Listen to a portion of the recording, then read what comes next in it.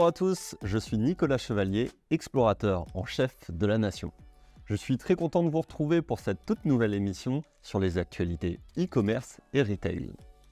Pour rappel, cette émission ne serait possible sans notre partenaire Spring GDS, votre solution d'expédition à l'international. Pour en découvrir davantage sur notre partenaire, je vous invite à la fin de cette émission à découvrir la rubrique de notre partenaire ou à découvrir en lien en description plus d'informations sur Spring GDS. Dans cette vidéo, nous allons notamment aborder plusieurs sujets.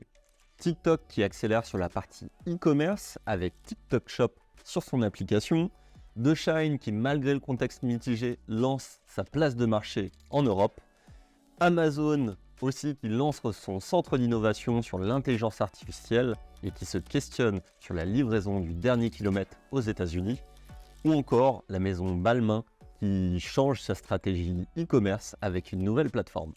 Bref, de nombreux sujets à explorer ensemble, alors c'est parti pour cette exploration du e-commerce.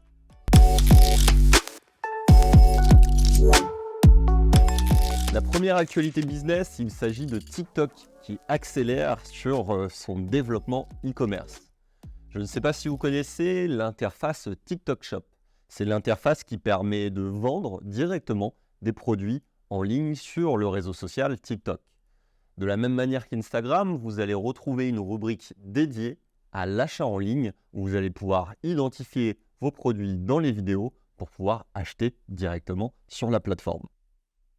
C'est donc un concept qu'on voit qui se développe de plus en plus, qu'on appelle le social commerce, qui est déjà présent sur Facebook, sur Instagram et maintenant qui est davantage présent sur TikTok. TikTok Shop a connu une croissance impressionnante, notamment en Asie, gagnant rapidement des parts de marché sur la région depuis son lancement il y a à peu près 2 ans. C'est tirer une grosse partie de ses utilisateurs vers cette partie shopping grâce aux nombreux utilisateurs et grâce aux vidéos. En résultat, on retrouve une valeur des marchandises vendues en 2022 de 4,4 milliards de dollars, soit 7 fois plus que l'année précédente. Donc vraiment une fonctionnalité qui se développe et TikTok trouve un modèle économique très intéressant en plus de la publicité qu'on peut avoir sur la plateforme. La stratégie est donc payante pour TikTok qui compte aujourd'hui des millions d'utilisateurs actifs qui passent du temps à interagir avec les contenus et avec les vidéos. Donc cette forte présence offre une opportunité pour nombre de marchands. Dites-nous d'ailleurs en commentaire si vous avez déjà testé cet aspect de TikTok Shop et si vous connaissiez déjà ce service dans les commentaires. Je vous propose maintenant de passer à l'actualité business numéro 2, Tmall qui arrive sur le marché européen. Le géant qui est représenté par le groupe Alibaba a annoncé lors de Vivatech 2023 son arrivée sur le marché européen. Tmall, c'est un géant, c'est une place de marché qui est aujourd'hui l'une des plus puissantes au niveau mondial, très basée notamment sur l'Asie, et donc décide aujourd'hui de s'implanter sur le marché européen. La plateforme en Chine attire environ 80 millions d'utilisateurs par mois, c'est juste colossal en termes de trafic. La stratégie globale de Tmall, c'est de s'orienter davantage sur des marques locales et des entreprises du territoire européen pour répondre aux problématiques des consommateurs. Donc à voir, l'arrivée de Tmall va potentiellement concurrencer Amazon sur ces années à venir. Ça va être intéressant de voir comment ce géant asiatique va pouvoir s'intégrer sur ce nouveau marché. Le but pour le groupe Alibaba, c'est de respecter davantage l'environnement, puisque avec leur autre entité AliExpress, on est sur un positionnement qui est totalement différent, et donc de gagner en crédibilité auprès des consommateurs européens. Un développement qu'on va suivre de près chez E-Commerce Nation, car c'est un enjeu stratégique pour la suite du e-commerce européen. On passe maintenant à l'actualité business numéro 3 avec Shine qui lance sa place de marché en Europe dans un contexte mitigé. Shine, vous connaissez cette plateforme énormément décriée sur ces derniers mois pour des produits de faible qualité qui proviennent de l'autre bout du monde et donc ils décident d'ouvrir leur plateforme pour intégrer des flux de produits d'autres marchands. Ils ont déjà lancé cette place de marché notamment aux États-Unis et au Brésil et donc ils ont annoncé que ça allait arriver en Europe et au Royaume-Uni cet automne. Pourquoi ? Tout simplement pour intégrer des nouvelles offres, capitaliser sur leur audience qu'ils ont déjà sur le site Shine et devenir un réel concurrent d'Amazon ou encore d'AliExpress sur cet aspect place de marché. On le voit, le marché est très dynamique, que ce soit pour Tmall ou pour Shein, l'arrivée de 2 nouvelles places de marché sur le marché européen. Cela intervient dans un contexte mitigé. La marque Shein avait fait polémique, notamment avec l'ouverture d'un pop-up store en France. Il y avait des pétitions qui étaient destinées à l'encontre de cette marque à cause du non-respect de l'environnement et puis des produits dont la qualité était largement discutable. Vous retrouvez plus d'informations, notamment dans notre article. Je vous mets le lien en description pour aller plus loin sur cette information. On passe maintenant aux actualités innovation. La première actualité innovation que l'équipe de CN vous a sélectionnée, il s'agit d'Amazon qui repense sa livraison du dernier kilomètre aux États-Unis. L'idée est simple, c'est d'épauler la marketplace dans ses livraisons dans les zones rurales, mais aussi dans les grandes villes. Le nom, c'est Amazon Hub Delivery. Le concept est simple, c'est de faire appel à 2500 petits commerçants pour devenir des livreurs d'appoint bien situés, payés à la tâche, à la livraison de commandes. Un concept qui est assez original et Amazon donne un exemple. Par exemple, un salon de coiffure avec des clients le matin et le soir pourrait trouver qu'Amazon Hub Delivery est une bonne manière de remplir les trous dans son emploi du temps. Donc c'est de permettre une nouvelle source de revenus à des petits commerçants et puis de mieux desservir le territoire.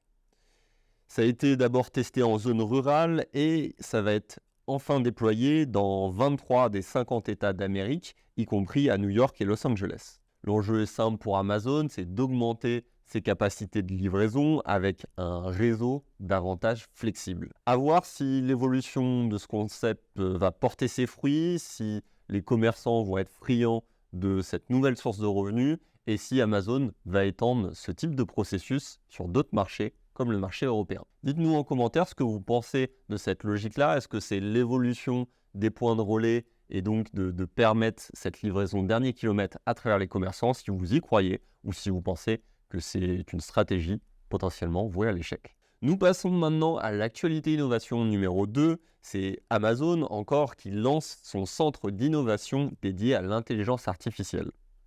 C'est la branche notamment cloud d'Amazon, AWS, qui a annoncé avoir investi 100 millions de dollars pour accompagner ses clients dans l'exploitation de l'intelligence artificielle. Le but de cette nouvelle entité, qui a pour nom Generative AI Innovation Center, c'est un programme destiné à aider les clients à élaborer et à déployer de nouveaux produits et services basés sur l'intelligence artificielle générative. Comment compte s'y prendre Amazon? C'est à travers des ateliers, des formations, des spécialistes et des entreprises qui vont identifier les usages les plus intéressants et vont préconiser des modèles de langage. Donc un gros programme qui est très vaste et qui montre que Amazon veut prendre la main sur les sujets d'IA avec son interface cloud AWS. Ils pourront bien sûr ensuite déployer cet aspect d'intelligence artificielle, l'ensemble des entreprises sur leur propre business.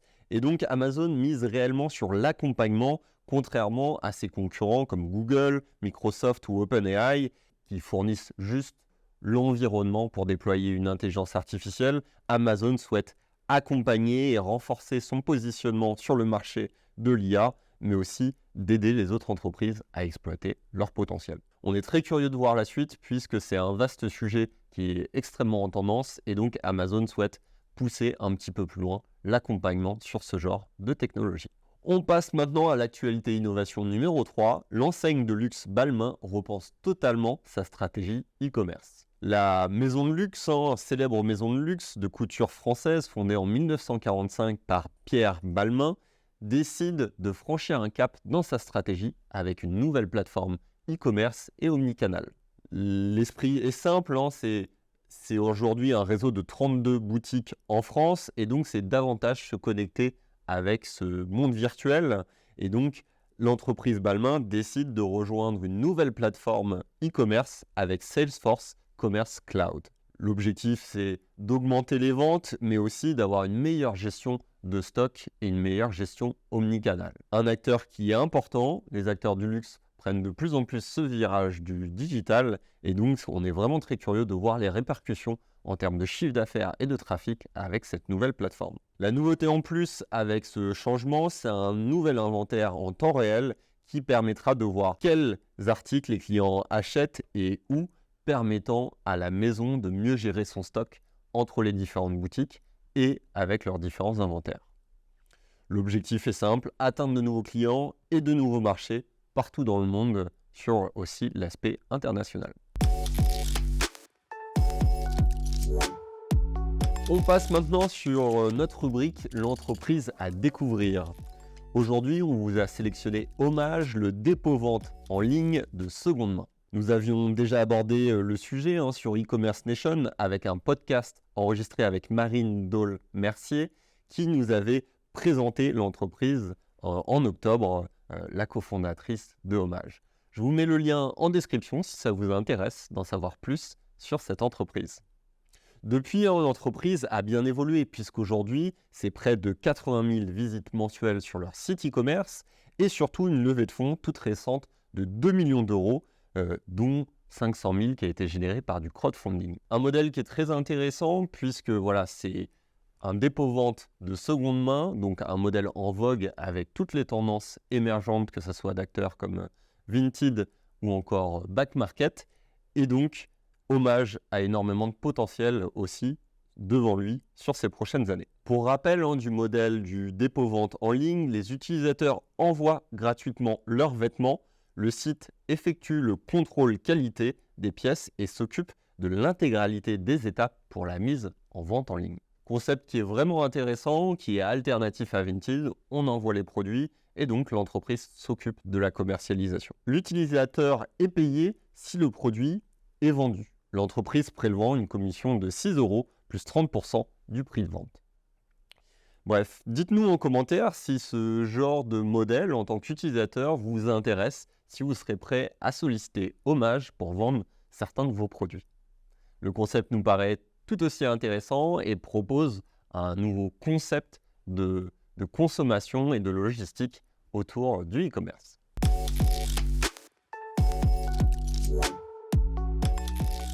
On vous a sélectionné aujourd'hui le nouveau directeur général de Jules, Johannes Swanen. Il prend les rênes de Jules suite à Franck Poyon. Johannes Swanen était un ancien de chez Célio et a pour rôle de redynamiser l'enseigne Jules qui a eu un ralentissement sur ces dernières années, ces derniers mois. L'objectif est simple, accélérer la prise de part de marché dans le secteur de la mode masculine et faire bénéficier de son expertise e-commerce pour le développement de cette marque.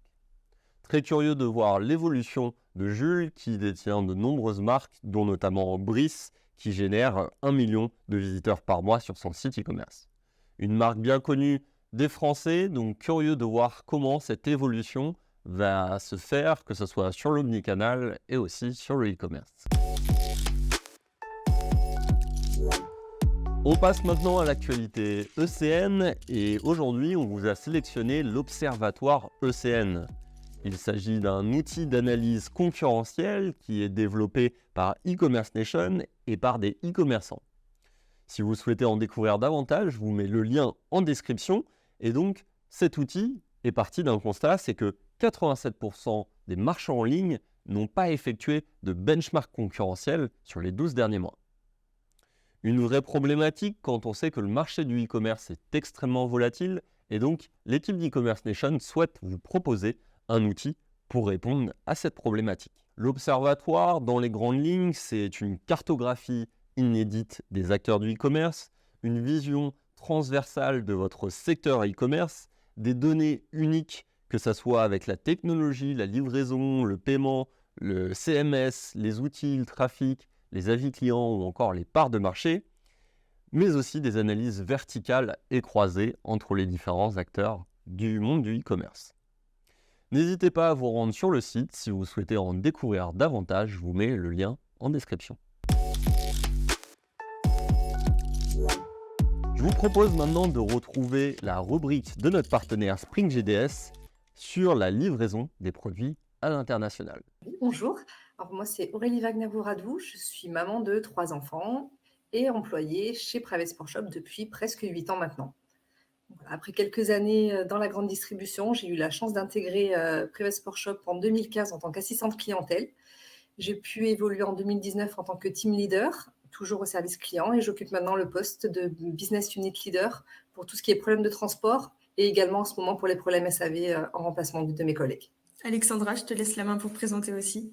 Bonjour à tous, je suis Alexandra, j'ai presque 35 ans, maman d'un petit garçon. Je suis manager de l'expérience client et des opérations pour la société Spring France depuis maintenant 2 ans et demi. Avant Spring, j'ai toujours travaillé dans la relation clientèle. J'adore le challenge, me démener pour satisfaire mon client et mes dernières expériences étaient principalement dans le e-commerce. Aurélie, je vais commencer avec toi. Est-ce que tu peux nous présenter Private Sport Shop, son histoire, nous en dire un peu plus sur le parcours de l'entreprise, s'il te plaît? Oui, alors ça va être un petit résumé parce que c'est compliqué de résumer 10 ans d'entreprise en quelques mots. Mais voilà, l'entreprise Private Sport Shop a été fondée en 2011 par 2 passionnés de sport, donc Guillaume Bertel et Benoît Durand. Ils se sont lancés dans le e-commerce sur le créneau de la vente privée de sport où il n'y avait personne à l'époque. Voilà, la petite start-up a vite grandi et puis maintenant, nous sommes environ 200 employés à travailler dans nos locaux à Vendargues, à côté de Montpellier. Et actuellement, nous comptons 15 millions de membres à travers toute l'Europe. Alexandra, je vais passer à toi maintenant. Est-ce que tu peux nous présenter Spring GDS, s'il te plaît? Bien sûr, bien sûr. Alors, Spring GDS, Global Delivery Solution, on va dire que on va dire les 3 lettres, pardon, est une filiale de PostNL, donc de la Poste néerlandaise, qui propose à des e-commerçants des services éco-responsables de livraison. Donc, en soi, notre concept, c'est vraiment d'expédier leurs commandes au plus vite à l'international. Dans quel pays livrez-vous vos produits à l'international, justement? Alors, quand Private Sport Shop a ouvert, ils se sont d'abord implantés en France. Après, ils ont ouvert sur l'Espagne, l'Italie. On est maintenant présent aussi sur une quinzaine de pays en Europe, que ce soit l'Allemagne, l'Autriche, le Portugal, la Belgique. Je vais en oublier certainement beaucoup, mais voilà. Je pense que j'ai dit les principaux. Merci Aurélie pour ces précisions. Alors maintenant, j'ai une question pour toutes les deux. Est-ce que vous pouvez m'expliquer l'importance de la place de Spring GDS dans le parcours client à l'international, s'il vous plaît? Oui, alors je vais commencer. L'année dernière, nous avons envoyé plus d'1,3 million colis à nos clients en France et à travers l'Europe. Nous avons vraiment besoin de partenaires qui soient réactifs et capables de nous aider pour que toutes ces livraisons se passent bien. Et Spring nous accompagne depuis plusieurs années maintenant pour toutes les livraisons à l'international. Ouais, je rejoins Aurélie, c'est extra. Nous, c'est vrai qu'accompagner notre client au mieux dans sa croissance vers des destinations comme ça à l'international, c'est beaucoup de travail. C'est une fierté, mais c'est beaucoup de travail aussi. Forcément, notre idée, c'est de rendre en fait notre client autonome face au contact consommateur. Donc, par exemple, on va déployer des formations, on va expliquer les conditions différentes de livraison dans chaque pays. On va avoir des réunions fréquentes, vraiment inter-équipe. Et l'idée, c'est vraiment de partager en fait sur notre connaissance, sur les divers partenaires locaux par exemple, mais aussi sur la culture, les préférences des consommateurs dans un pays. Et notre concept, c'est vraiment de travailler main dans la main dans ce partage-là. Merci pour ces conseils très intéressants. Je vous mets le lien en description si vous souhaitez en découvrir davantage sur notre partenaire Spring GDS. Cette nouvelle édition se finit. Merci beaucoup à vous de votre fidélité. J'espère que ces différentes actualités vous ont appris des choses, inspiré. N'hésitez pas à me dire en commentaire les actualités que vous jugez les plus pertinentes. Et puis si vous avez des nouvelles actualités, n'hésitez pas à les poster en commentaire ou à contacter l'équipe d'e-commerce nation sur les réseaux pour pouvoir rendre ce format collaboratif sur les prochaines éditions. Merci de votre temps et puis je vous dis à très vite pour une prochaine exploration de la nation du e-commerce.